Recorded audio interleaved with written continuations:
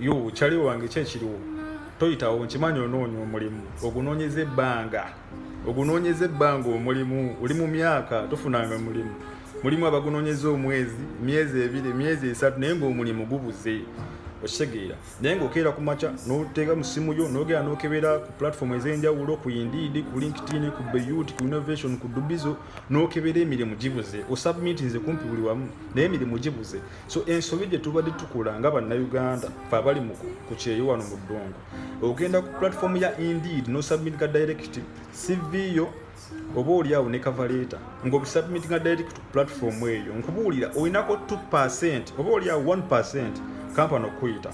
okiwulira olinako percentage ntono nnyo kampani okuyita so ensobi tubali tugikola oba osanga owadde osubmitings almost emirimu gyonna egiri ku Indeed naye nga tofunanga reply so trick gyengenda okuwa okufuna direct instant reply okuva mu kampani stay on tune ngenda kuba nkubuulira so step esooka gy'ogenda okukola genda ku LinkedIn oba platform yonna si LinkedIn yokka platform yonna ku munoonyeza emirimu genda ku platform ezo ngenda kukozesa Indeed nga example kale kankozesa LinkedIn nga example genda ku LinkedIn katunoonya omulimu ogwa cashier mu abakyala abawala baganda bafe abobuwala bali mu biyumba abaagala okyusa emirimu oba onoonyeza emirimu gikubuze so genda ku platform ya LinkedIn genda ku section ya jobs waggulu sometimes bubiira waggulu awo job section then after teekamu omulimu gw'oyagala mu category eyo oba oli cashier oba oli document controller oba onoonya gwa kufumba chefu kyonna teekamu searchinga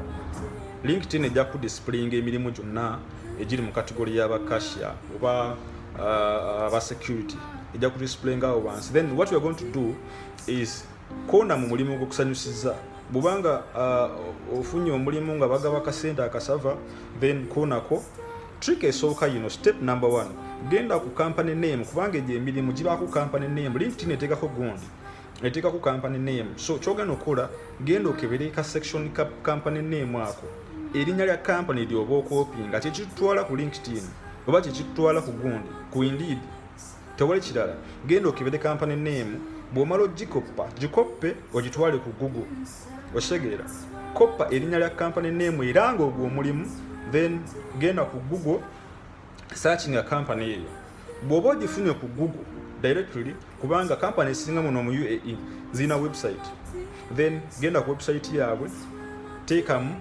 genda wansikira sometimes listen to me sometimes career section ebeera waggulu oba wansi simanya ntegekise career section ebeera waggulu oba wansi so